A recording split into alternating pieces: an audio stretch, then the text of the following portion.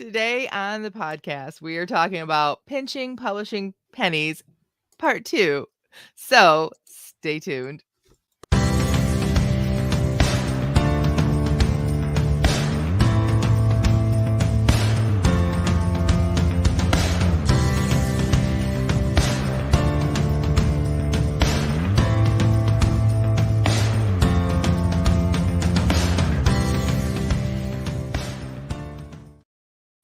Welcome to the Christian Indie Writers Podcast, where we inform, encourage, and support Christian indie writers on the journey toward publication. I am Jennifer Carl Tong, and I write historical Christian romance. I'm Christina Catane, and I write Christian dystopian fantasy. I'm Jamie Hirschberger. I write short fiction under the pen name J.R. Nichols. Thank you so much, everyone who is here with us live. Good morning to Piper and Liz and Gigi, who are already live in our chat and active in there. And I see there's other people that are lurking in the background. Please, please, please add your own chat in there. We would love to get to know you. We have a great community of people that show up every week and chat live and share their experiences and just cheer each other on. And we just really, really appreciate you, ladies and gentlemen, that do that with us. We also appreciate everybody who just listens to us as a podcast. Like, we are just more and more amazed all the time at those that we never actually talk with, but that listen to us and are very loyal listeners. And we thank you for that.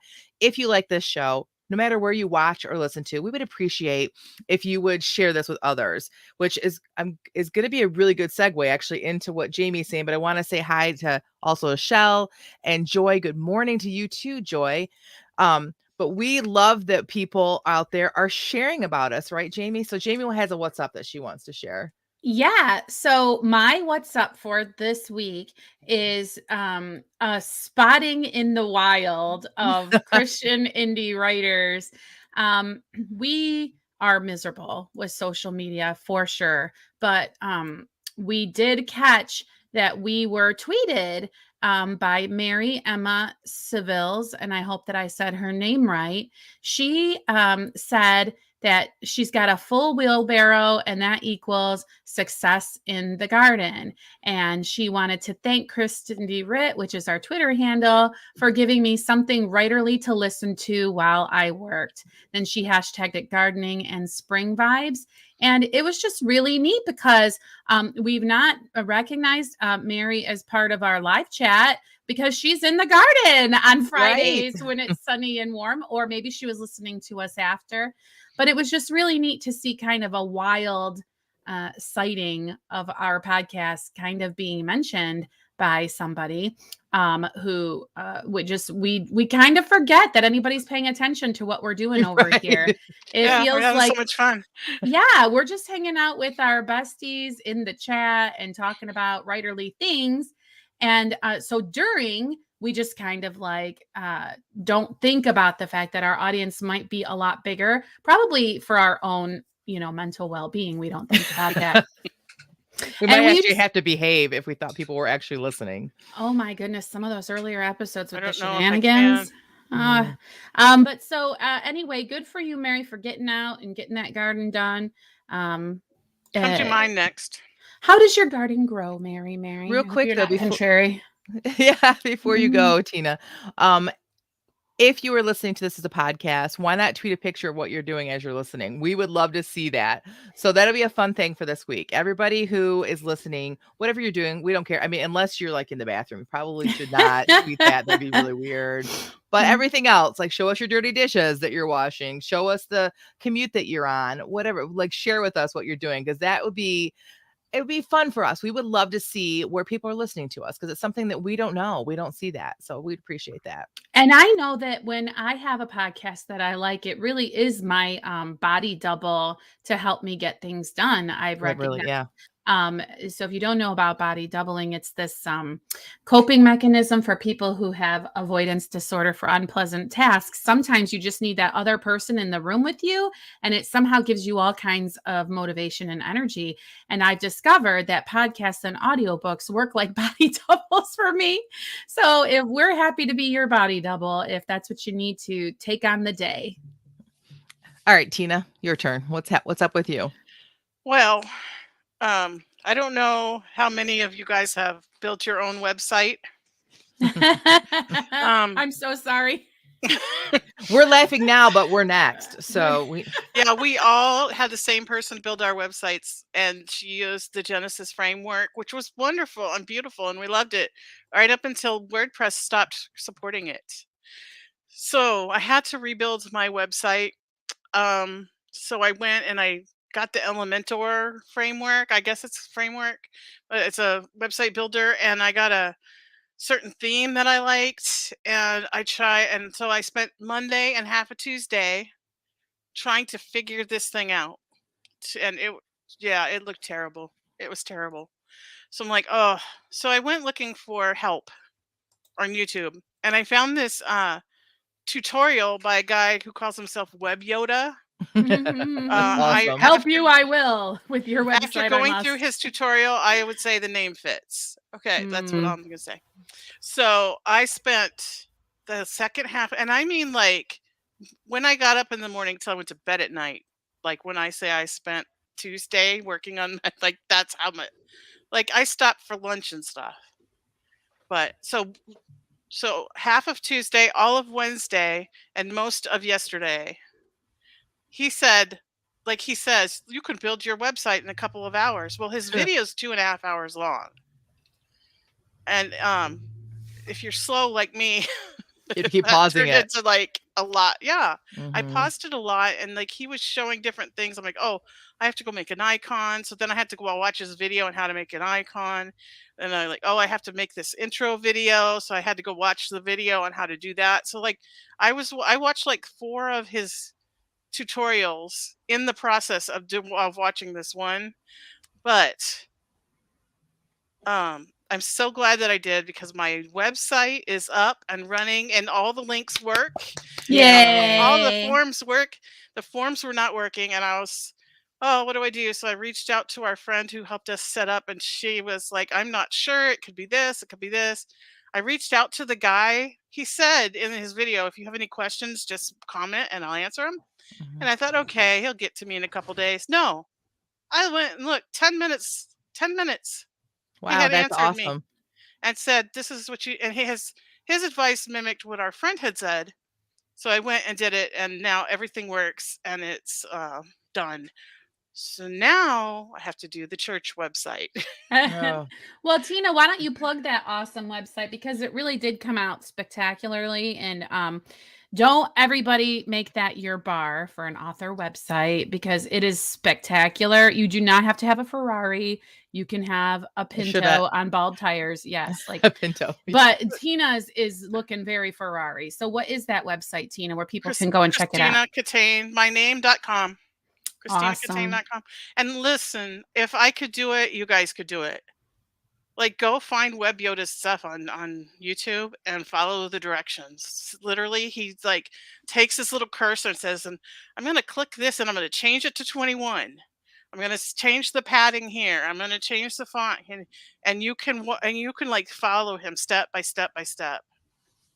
It's That's really great. I mean, I don't often plug people, but this guy I'm going to plug because he saved my life.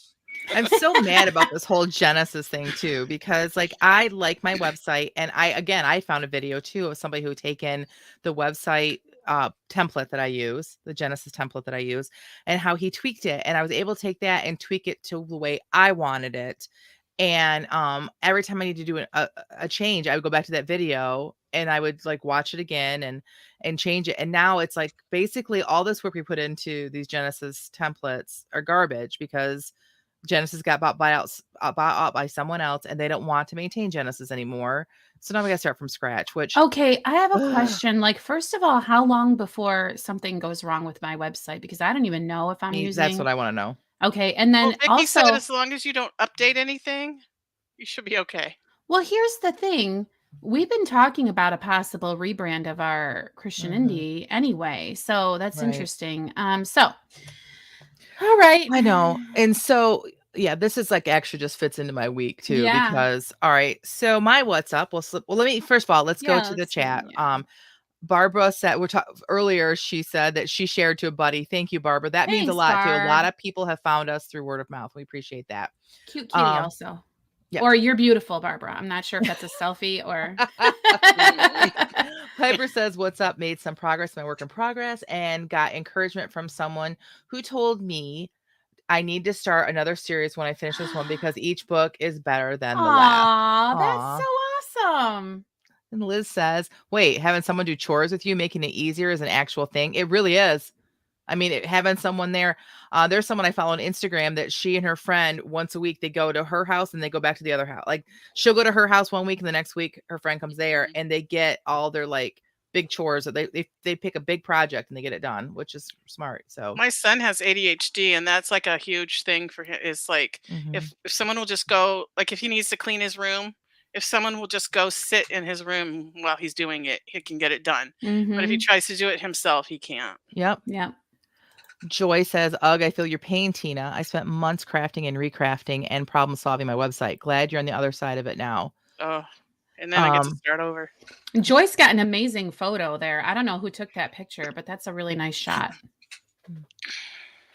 And then Liz says, what's up? More than halfway through applying editor changes. That's Wow, awesome. That's the yeah. hard work. Put the hard work in. So, yeah. So earlier this week, I had a conversation with somebody in an author group on Facebook that she had posted about asking whether or not she should have a landing page or a website. She didn't understand the difference between the two. So I went on and I explained to her what the difference was between a website and a landing page. And that how you need both and how they work. She was talking about MailerLite, so I was able to talk to that because that's what I use.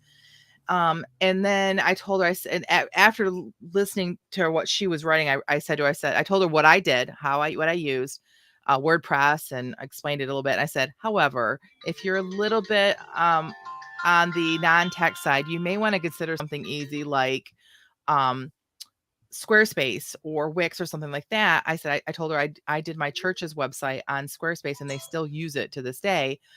And now that all this has happened with Jenna says, how do I know that the next time I go through WordPress and I do something and all this work that whoever, like whatever template I'm using, that they're going to, how do I know they won't stop supporting that? And I got to start from scratch again. Like, I'm just so frustrated. I'm almost to the point that I have the ability to do WordPress. I have some background, a little bit of background in website design, but I'm kind of thinking maybe it's worth the money to go over to some place like Squarespace where they take care of the problems, right? I don't know. I'm really I know. Well, and we're talking this week about pinching publishing pennies, but the reason that we're doing that is because we expect we're going to have expenses. We just wonder where is wise to put your expenses. And for some people, the author website might just be something that they would rather, pay for. Time is money. And, that's why I said, don't feel like you have to have Tina's Lamborghini because, she admitted how many hours that she had put into her website, and some people would just rather not, right? So exactly. So it just depends on where you want to put your money, and that's kind of what we're going to talk about. One more what's up. Joy says, my what's up, working through revisions on my 10th novel, my least favorite part of the process, but payoff for being a pantser. Oh, a fellow pantser. Whoop whoop. You'll find yourself at home here. We have in just the three of us, you have a pantser and a planter. I will always try to bring you over from the dark side into plotting, just so you know, forewarned. Well, some people's brains just don't work when they plot. And so you can't, because if you plot, then you're completely bored and you're like, you don't want to write it anymore. It's like I do my outlining after I write. Like I write it and then I outline what I've just done so that I have a like a map that I'm building as I go. But if I try to do it beforehand, forget it. I don't want to write it anymore. And everyone who plot or pantses thinks that those that plot, it's boring. Like our discovery, we just have different forms of discovery. My discovery happens during the plotting. Like I have so much fun doing the plotting. I don't dislike the writing too, but all right, one more. Liz says, I've had an author website for a few years. It's so expensive and I'm not driving any traffic to the website. Okay, it's not expensive for us because we design our websites ourselves. Like, so we are only literally paying for, like we are with, I'm with Namecheap. Are you guys all with Namecheap? We're with Namecheap. We pay for yearly. We pay for a couple of things. And then that's it. We don't have like a big monthly fee, which is less than $20 for an entire year. Right. But we have all the headache of the design and of Yeah. fixing things. And so that's again what we have to figure out. So I think I'm feeling like we need to have a website episode. Years ago, we tried getting our friend Vicky to come on and talk websites with us, but Vicky is very much anti video. Maybe we She's could a try total it. introvert. She is. Maybe we could talk her into it again, or maybe she could suggest somebody. But She's the um, best, though. We love Hey, her. maybe we could get the web Yoda. I Ooh. maybe we'll have I to talk don't about that. So I feel like I don't know we have him at another all. podcast episode coming out of this, but if we don't stop now, we're never going to get to our actual topic, which is wrapping up last week's topic, pinching publishing pennies, and we're on part 2. Now, last week we talked about the different things like how to save in during the writing process, how to save during editing, cover design. Ooh, someone took my X's out. I crossed out all the things we already did, and someone removed all Uh-oh. those lines. I Um, didn't. Not on purpose, anyway. and then formatting, we discussed that. So if you are listening to this, you might want to go back and listen to that podcast first before coming back to this one. If you're here live, don't leave. Stay with us. We promise it'll be worth it. So after you've done your writing and your editing, you've gotten a cover design, you've done the interior formatting of your book. The next step is what, ladies? Publishing. Publishing. And this is where I get really passionate because, again, I feel like part of me feels like I am in this writing world to protect all the little grandmas out there that have written that one story they spent their whole life writing, and then these attacks come at them from these publishers, quote unquote, that want them to pay, that want the little ladies to pay. Now, is it all little ladies? No. I just like that's in my mind who I see. I see a grandma out there that is getting really and truly ripped off by these companies, right? So we're going to talk today about what it really costs. We're going to talk about publishing, and then we're going to talk about distribution and marketing today. So publishing, there are some actual costs, ladies, correct? It's not Mhm. the thousands of dollars that these companies would try to convince you that you need to pay them to get your book out there. But first of all, let's talk about ISBNs. This is always a huge topic between authors, and I think there's a lot of misinformation out there. So we're going to start right there. And Yes, because I have not needed an ISBN because of the way that I published. And there's been a lot of confusion in my own mind about whether I will need to publish any in the future because I had to date not bothered with them. And so I am kind of like the prime example of someone who needs to learn about what's the differences and when you need one and when you wouldn't. Well, technically, you don't ever need one, really. It, like Jamie said, depends on how you publish. I have purchased ISBNs, and I do use them for my ebooks and for my print books. It's a choice I've made because I want, when someone goes to Amazon and they look at my information below when you go below the description and there's all those information, it has my publishing company listed there. Has anyone ever looked my books up through my publishing company? No. Does anyone besides writers and authors, do anyone ever go look and see who the publishing company is? I don't think so. I don't think it really matters to people. So am I wasting money? I'm possibly wasting my money. So let's talk about this. If you don't have the money, do you need to go out and spend hundreds of dollars on ISBNs? No. I'm going to say no. Because every place that you publish is going to give you one of their numbers. If you're exclusive to Amazon for your ebooks, you absolutely don't need to have an ISBN for your So ebook. wait, so being exclusive to Amazon, I'm just going to slow you down and ask you Yep. every question that pops into my head. Okay. Exclusive to Amazon means like what exactly? Like, so the words mean I'll only ever sell my book through Amazon. No. Okay. At this moment. So all Okay. right. So I will slow it way back down because I forget that we all don't know the lingo. So I can choose to put my books in KDP Select. That's the author background of it, which will then put my books for readers who are in Kindle Unlimited to be able to read my books. But when I do Okay. that, I have to sign a 90-day contract. So it's not forever. It's only for 90 days. And I can choose to renew that, or I can pull my books and go wide again. And in those 90 days, I cannot publish anywhere else my ebooks only. I cannot publish my ebooks anywhere else, including none of the books that I have in KDP, in Kindle Unlimited. None of them could be email newsletter magnets either. So But that's what only that for means. 90 days? I Only don't for know 90 why days. I thought it was forever. No, only for 90 Okay. days. Also, even if I'm wide, every retailer out there of ebooks will assign your book a number. It would just mean that each one of your books would have a different number and you would have to keep track of that. But so what? You didn't have to buy any ISBN. And really, those numbers are only important to the retailer that you're in.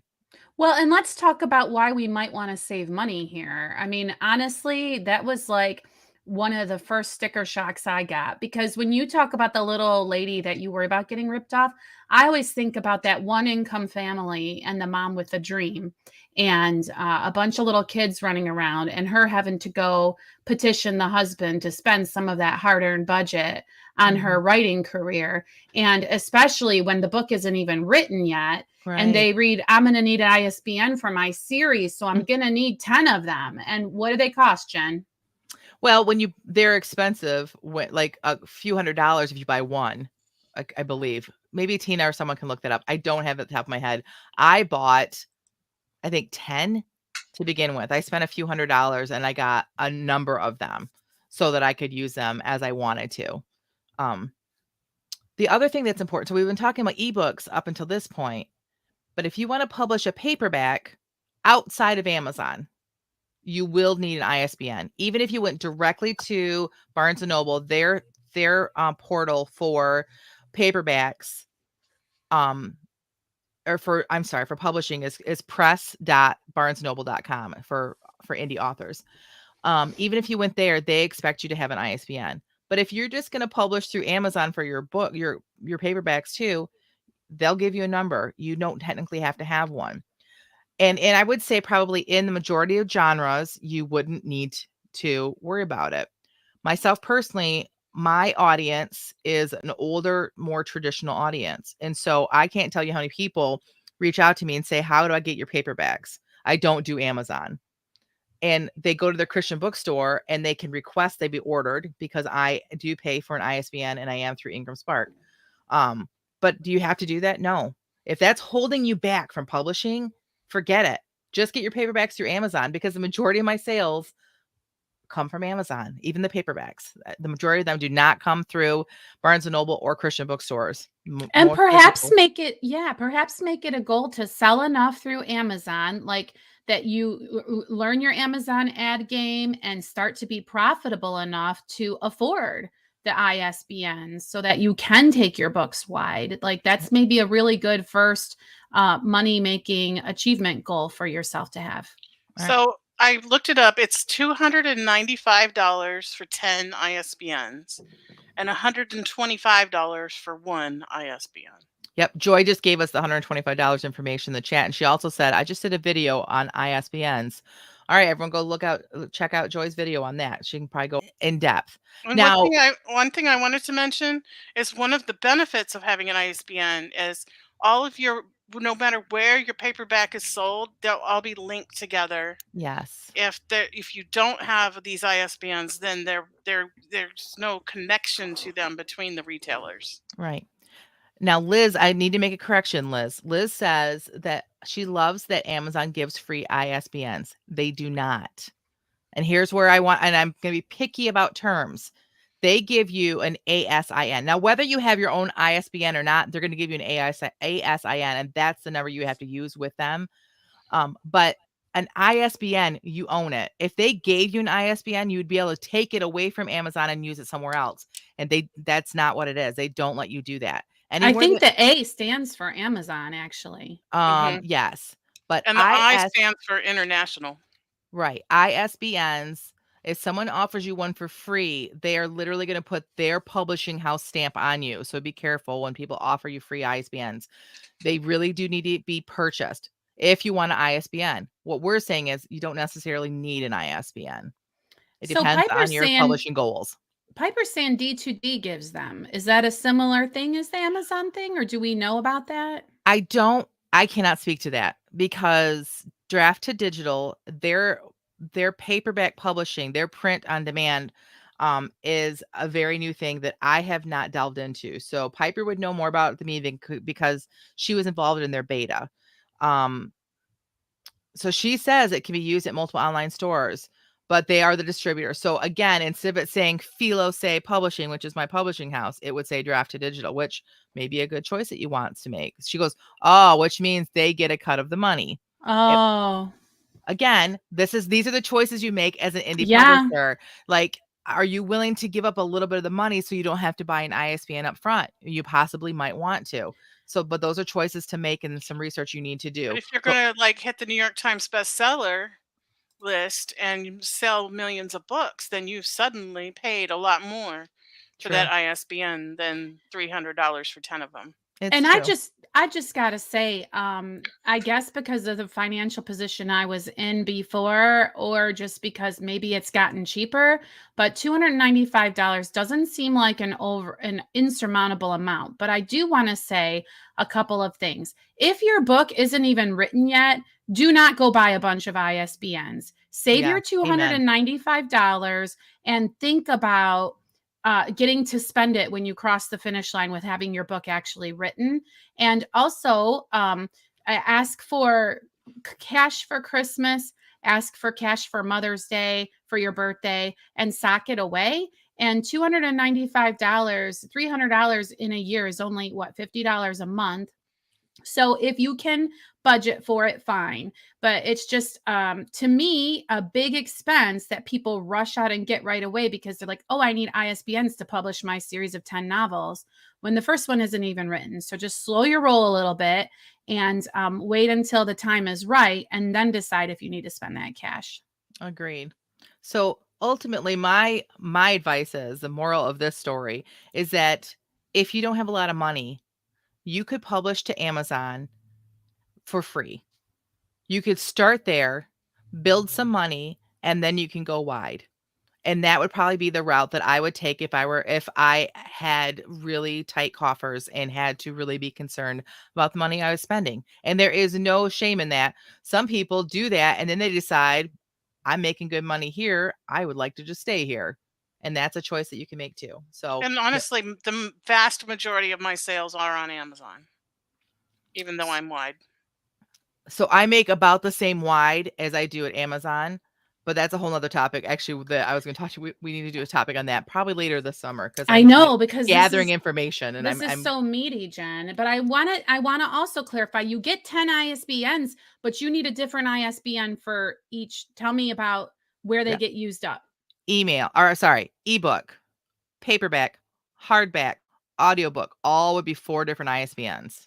So would you recommend maybe not putting the ISBN on the ebook, or if you put the do you know what I'm saying? Because Yeah, since it depends on your goals. Gosh, there's reasons for both. Like Tina said, if you're hoping ever to hit any sort of like USA Today or New York Times best, those are like pretty lofty goals. You can still make money. Trust me, you can make money as an author without hitting any of those. If you want to do that, they have to have the same number across all of the wide areas. So it really depends on what your goal is. But if money is an issue, yeah, I would say there you could save money there. You could yeah, save and money by not doing it for the ebook. yes, and I don't have any ISBNs on my current audiobooks either. Mhm. And again, I don't know what that means for like tracking where they're sold or whatever, but that is also possible. But you're saying you could need up to 4 per book. Mhm. Right. Yes. Okay. Hmm. Yeah. Liz wants to know, do you have an episode on different publishing platforms? Yes, I believe we have some episodes on going wide, or I will have to look that up when I have a second to Google search. I have to Google search ourselves. I will have that answer before the end of the podcast for you, Liz. Let's see. Piper says, I've heard many people state ebooks do not require ISBNs. They do not. It's a personal choice I made. But yeah, you really don't need them. You really don't. Because honestly, like people as big as even like who are some really famous indie authors, like Mark Dawson, who sells millions of dollars a year in books. I don't know that he's made any of those bestseller lists. So I guess what's your goal? Like I would rather make money than worry about being on a list, to be honest. I'd rather find passionate fans that love my writing and get writing out to them than I would about making a list for people that have never heard of me. That's just me. So again, these are things to think about, and things that when you're starting off and you're worried about money, we just want you to know you don't have to worry about money in this area. You could absolutely publish to Amazon for absolutely free, and your ebook could go out everywhere else for free too. So, okay. So we've decided so my vote, you can publish for free. Absolutely. Yes. I agree. Agreed. All right. After you've published, here comes the part that I think is more painful than editing. I'll be honest. I will take editing every day of the week over this, probably because I'm working really hard to learn more about this right now. This is where I'm spending most of my professional hours right now. Distribution and marketing. I've got to say, if Everybody anything sighs ever, simultaneously. if there's ever a siren song to TreadPub or even a hybrid option, it's this component right here, because all the rest of them I've managed to figure out how to do in a way that's manageable for me. But marketing and distribution is the pits. Agreed. Mm-hmm. So I guess we need to start off. This will help you out a little bit, Liz, about the different publishing platforms. So let's talk about that right now. What other different publishing, like the Aggregators. Yes. KDP, Ingram Spark, and Draft Digital are 3 of them. Right. The main ones. You can go directly to Apple and to other places, but as far as aggregators that will take your stuff and put it other places for you. So they will take your book and distribute it through places like Google Play or Apple Books or something like that. KDP technically only distributes you to Amazon, but they're considered an aggregator because it is like a separate being from Amazon, even though it totally is Amazon. That's just how it is. So, okay, they are the only ones that so Ingram Spark, sorry, of those 3, Ingram Spark is the only one that costs money in the upfront. KDP, you can do that all for free. Draft Digital, again, upfront, do it all for free, and then they just take a bit of the money, which I honestly respect. I know we were like, oh, you might be giving up money, but let's talk about this. Draft Digital is only going to make money if you make money. So guess what their goal is? For you to make money. Yeah. Ingram Spark, they get their money from me up front, so they don't really care, right? Like they've never like really reached out to me to try to help me distribute or to like, the videos that I seem to get from them, though I started ignoring them. So I guess it wouldn't be fair for me to really share this, but I really feel like their videos are really only about how to upload properly, how to get the best out of your cover, like things about really like the getting, like doing their process, not beyond that, not distribution, even though that's why I'm on there, is for them to distribute me. So there, so it's a $49 fee through Ingram Spark. However, I am a member of Ally, which again, that should be a whole other topic. I would kind of like to get somebody from Ally on here, but Ally is the Alliance of Independent Authors.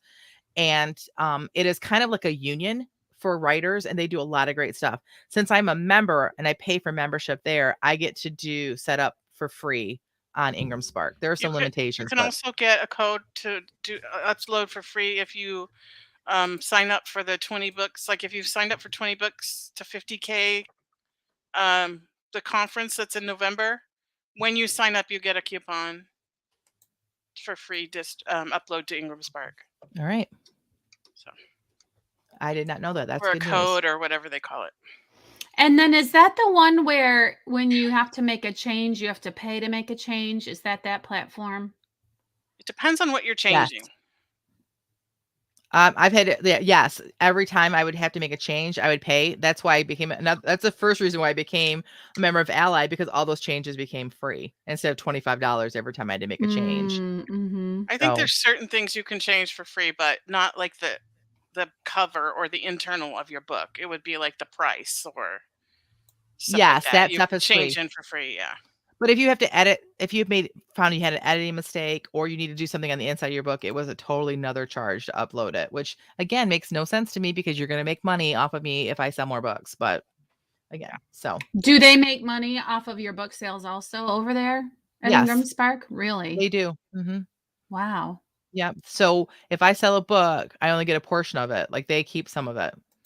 Well, So I don't think their business model started as an aggregator for indie authors. I think it was for publishers, and so mm-hmm. they have a different business model than say Drafted Digital. Their business model is geared towards indie authors. Right. Hmm. So So for distribution, my vote is you can do it for free. You can go through Mhm. KDP and you can go through Drafted Digital because Drafted Digital also now has a print. I think that they're out of beta. I think anyone can join it. If not, it's coming really soon. So I would say if you had to do this for free, you could distribute for free. That's my vote. Absolutely. Let's see. There's lots of chat happening. Why don't can you ladies like look through that and see if there's anything you want me to focus on? And I'm gonna move on. No, I guess we shouldn't move on yet. Um, all right. So Kim says draft to digital may be a good option for someone like me with a movement disorder. Worth the work they do to go wide, especially. Yes, I think that they work really hard to be here for authors, and the people that work for draft to digital are also authors. I think that's also Yes. important. They understand. And Yeah. I really hope that anybody listening to us for the first time understands, because, like, you haven't been around for a while. We Mhm. are all about the individual and making sure that your author career is working for you. The four of us, temporarily three of us, are all as different as can possibly be as far as so many approaches to life in general and to our writing career, that we're giving you all of this information, excuse me, so that you can make an informed choice. If we ever seem really strident or passionate about a position, it's just because it's what worked for us. And so you should always go and suss out what's going to be the best for you at the end of the day. yeah. Absolutely agree. All right, so ladies, it's time to move on to marketing. This is the bad part because Yeah. we're not going to spend too long here because literally this could be a whole series on itself and everyone's going to have a different opinion on it. But what we're talking about today is pinching pennies. So, are there ways to market for free or for very cheap? Sure. Sure. All right. I mean, I think coming and being a part of our chat is a little bit of marketing, because people are getting your author name in their eyeballs and people might be curious about what you write. And all that costs you is a really fun hour on your Friday. That's a great way to look at it. Yes, I agree. And And social media is hand in hand with that. Go ahead, Tina. Sorry. I've been hearing lately a lot of talk about book talk, which is people that get on TikTok and they have a video of their book, and then they open it and then they read for 30 seconds or 60 seconds an excerpt of their book, and they put it on TikTok, and they're having great results on sales on their book. Now, I haven't researched it. This is just like I've heard other people talking about it. So it is possible to get on to, if you can find your readers and where they congregate on social media, you can target them for free Right. with just posts and sharing and that kind of thing. But again, like everything else that we've talked about, the free option is going to be more work and maybe not as high reward. Right. Yes, It's because been you're not someone who, the reason advertising costs money by professionals is because they're professionals. And what does Mhm. that mean? They know what works. Like, you Right. might be throwing spaghetti at the wall trying to get something to stick. And then the question is, how long do you pursue whatever avenue that you're doing? Because you start to wonder, have I just not been doing it long enough to get the results? And so it is a balancing act there. And if you can Agreed. get people to talk about your book, that is huge. Like, for example, I went to a women's luncheon last week with my daughter the day before Mother's Day. And the speaker is a friend of mine, and she got up to speak, and she said, "I know a published author. I know somebody famous in the room," and she talked about my book.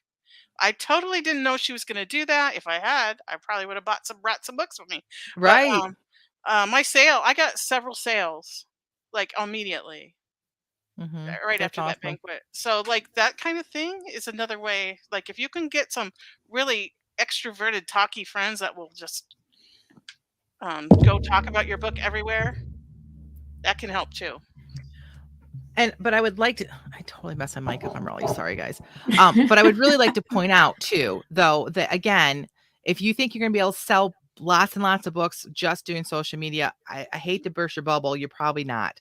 But if you don't have any money, then again, less money means more equity, more sweat equity. So you're going to be putting more work in, and you can sell some books that way and be diligent about it and try to save that money up to put money into things that do cost some money. So let's talk about some ways of marketing that do cost some money. Now, we're not talking about big money. If someone comes to you and wants to promote your book, meaning like a public Like a relations campaign, person, or like, yeah. no, PR. no, don't do it. Like, you're not there. If I you get huge, like a really famous author, maybe you want to consider it, but we're not there. So trust me, don't do it. I mean, and really, in my opinion, it would be the same as like when we were talking about the vanity press. If they're coming Mhm. to you to promote your book, but it's going to cost you money, maybe not, because they should believe in your book so much that they would believe that they were going to make money just co-selling Yeah. with you. So it should be just kind of like you always get the warning if it's a modeling agency that's charging you money to represent them, it's Mhm. no bueno. Same thing about a PR team or Right. something who's wanting to promote you. in my opinion, I think KDP, Amazon Ads, has been the best value for my money Yeah. Same. because you don't pay anything until somebody clicks on your ad. That's not true for most of the other like it's not true for Facebook. But it is true for Amazon. So there's some places you're going to spend money. Is Amazon ads, Facebook ads. Those are some examples. Right.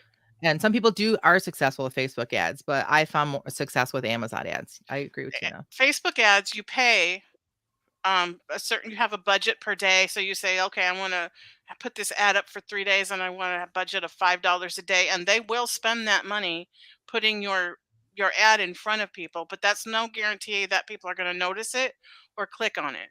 Mhm. So and when you go into Amazon, you make a bid.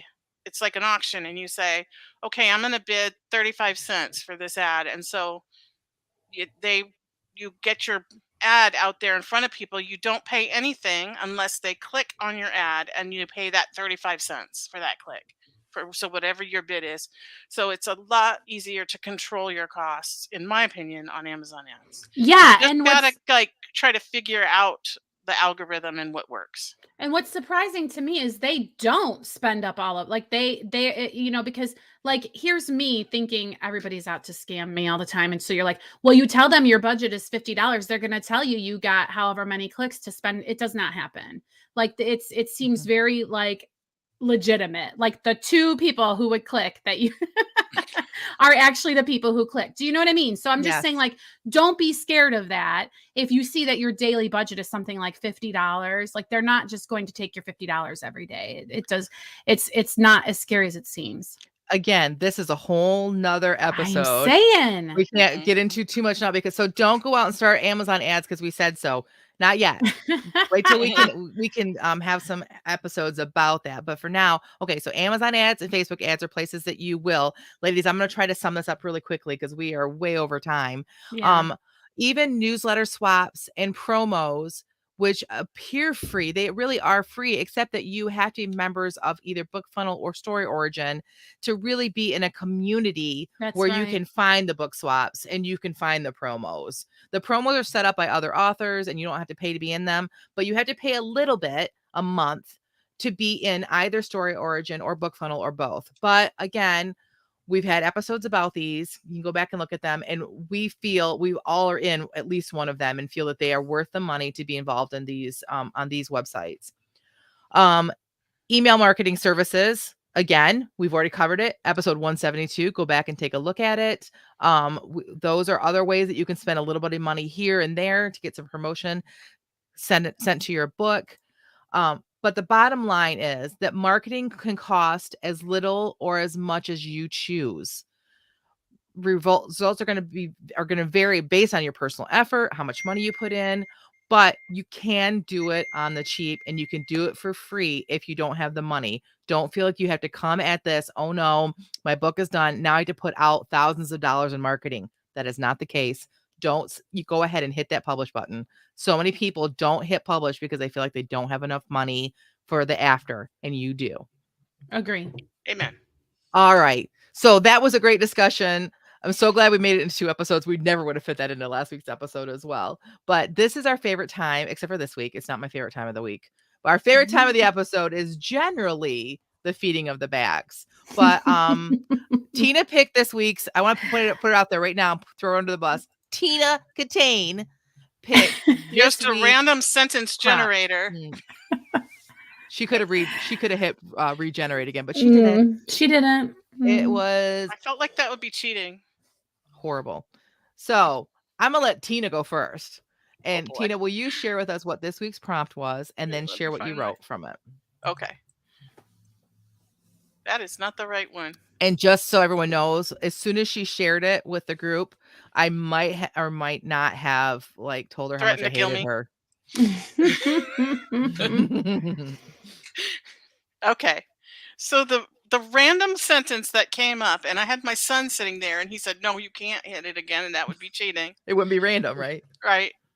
As the asteroid hurtled toward Earth, Becky was upset. Her dentist appointment had been canceled. Seriously. Come on, Becky. So I was threatened with great bodily harm if I ignored this prompt and just wrote in the story I've been writing in every Friday. So I don't know who would have threatened you. Me either. Definitely not you. Okay, so here we go.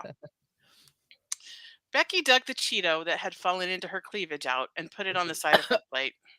Such a waste of the best snack food ever, she thought to herself as she picked up her bologna sandwich and took a long inhale to savor the scent. It was just like she remembered from childhood. On the weeks her dad was home from the pipeline, they'd climb in the Winnebago and off they'd go on another adventure. Often it was to her mom's favorite fishing spot on the Kenai River in Soldotna, but Becky's favorite spot was north of Soldotna at a campground on the Russian River. There was a waterfall there, and at the top was a pool not much larger than their backyard.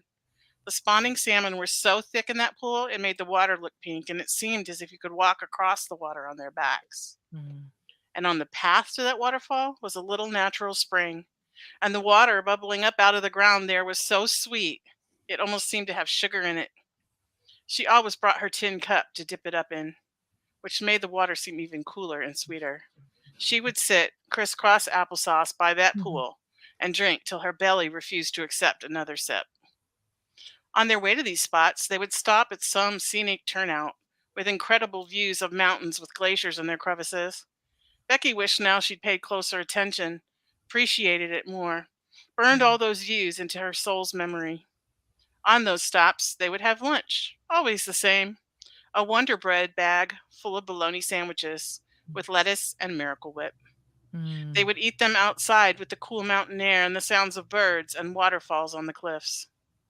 Becky savored the memory as she savored the scent of the sandwich in her hand. The movie on the TV a blur in the background. She bit on into the sandwich, expecting euphoria, instead getting a shooting pain from that darn tooth that had been bothering her. She put the sandwich down, trying not to let the disappointment make her cry, and turned her attention back to her movie. Some apocalyptic thing that had simply won the eeny, meeny, miny, mo lottery. As the asteroid hurtled toward Earth, Becky was upset that her dentist appointment, the reason she had today off in the first place, had been canceled. Great use. Great. Oh my word, Tina. Great use of that, Horrible prompt. Yeah. Yes. Great. Oh, so good. Like I was gonna get after you because I'm like, she didn't even use the prompt. She just used Becky. That's all she did. And then you got to that point, and then you literally used it. Like, so well done. I'm impressed. Good job. I just have to go on record as saying as I hated this prompt as much as you guys did. Piper says, LOL, digging out the Cheeto. Awesome. What it did for me was evoke nostalgia for my childhood family vacations and how they were some of the happiest times of my life, because in our family, if you're going on vacation, you're not going to be a stormy rain cloud. You know what I mean? We're on vacation and we're all going to like have the happiest Christmas this side of the nut house. You know what I'm saying? Yeah. And so family trips were always a great time. So thanks for that walk down memory lane. I appreciate it. Liz says that first sentence, Cheetos in her cleavage. Man, the description of the pool. Yes. Wow, Tina, so rad, says Shell. Kim says, wow. Piper says, that was so good, Tina. Gigi says, Tina, so many nuggets in the story. Really enjoyed getting to know Becky. Kim says, I want to go with them in the Winnebago. Me too. And I Liz have to says, admit that if you just take Becky out and put Tina, that this is pretty much So- a true story. I figured, yeah. And Liz that says, pool at the top of the Russian River is real. aw. In Tina, the spring. Liz feels Sorry. like you used it beautifully too. Thanks, guys. Yeah. So mine is very, as far as the, if you took out the name Becky and put Jen in there, that would be accurate for mine too. So I should go next. So Here I go. Let me get my coffin ready. as the asteroid hurtled toward Earth, Becky was upset her dentist appointment had been canceled. She had hoped to fit the teeth whitening in before the funeral, was standing over the coffin, smiling down at the corpse of Tina Catane with the most brilliant of smiles possible. Too much to ask for? Becky didn't think so. And she was angered that the possibility of Earth ending was the only reason she wouldn't be able to enjoy the demise of her arch enemy to its fullest extent. So I wrote that paragraph, and then I'm like, now what am I going to do? Like, I got that done. I'm like, all right. So then I went on. Scientists are scrambling to devise a plan. The voice on the radio crackled from the dashboard of her Jeep Compass. Even as I stand here outside the White House, naval air stations across the nation ready surface-to-air missiles in an attempt to ready whatever assault possible against the space foe. Becky put the car in park, turned off the motor, and moved the keys. She looked at the parking lot of her apartment complex and wondered at all the useless activity. It seemed everyone who lived in the building was packing up and getting the heck out of Dodge. Becky shook her head in disbelief. Where do they think they could go? If an asteroid the size of the moon were headed their way, it didn't matter where you try to hide. Earth would be destroyed. Maybe they aren't running away, but toward family and friends to spend their last hours with. Becky sighed. The voice inside her head was probably right, as usual. Others probably did wish to be with loved ones. Becky didn't truly understand that, not having anyone herself. She made her way to her apartment, and the minute she stepped through the door, she felt something was off. Nothing was out of place or moved from where she had left it. No, the physical room was exactly the same. It was the air. The atmosphere had changed, and somehow she could feel it. She felt it before she saw it. A shadowy figure from the curtain emerged. Greetings, princess. It's time to return home. 3, 2, 1. Fun. Totally not my style. Is But she I an didn't have, alien princess? I guess so. Oh my goodness. What I think is interesting is I felt like Jen's Becky could be Tina's Becky on a different day. I felt like Tina's Becky was having a sad, I remember when I had people moment. And then now here's Jen's Becky with the asteroid movie she'd been watching before had come to life. Because anyway, I thought that was really a great sci-fi, Jen. I know. I feel like I was channeling you, Jamie. I was like, as I'm writing, I'm like, oh, I hope Jamie likes this. I only wish I was alive to witness it. Well, and also to give her family after all. Right. Like that was she like, had no people, and now Yep. it's like I do have people. and the Well, fact that she's it not might not upset be at all people. about the Earth ending, like there's got to be something in her that, like, whether she realized it or not, right?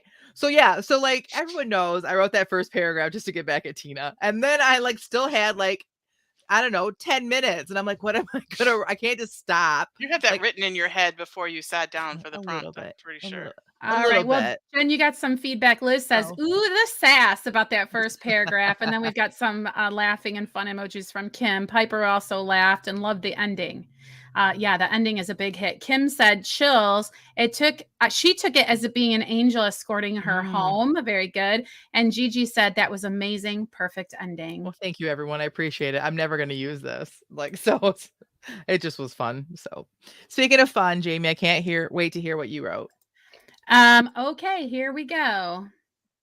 Do you think it will work? Which is really weird because this could be happening at the same time as you're seeing Jen. Anyway, do you Awesome. think it will work? John looked at me with such a hopeful expression that I wilted inside. He was usually the strong half of our romantic partnership, but had been unusually anxious throughout this ordeal. In fairness, the signs to this point had been subtle. pulling at his bottom lip in a distracted way as he read aloud updates from the newsfeed, picking at his meals instead of inhaling them with his usual gusto. But the anxiety in his voice as he relayed this last question to me confirmed what I'd been suspecting since the first news of the asteroid's approach had reached us. It was my turn to be the strong one. Of course it will work, I said, and felt my back go ramrod straight, as if saying the words had somehow enchanted my body into believing them. I placed my hands on my hips and squared my shoulders, feeling every bit the general, in spite of my house dress and fuzzy slipper uniform. John resumed staring at his screen and pulling on his lip, and my eyes fell to the twins, Lydia and Beckham, who were staring also. They'd been owl-eyed for days, looking for long stretches alternately at their father and at each other, their twin telepathy obviously working overdrive.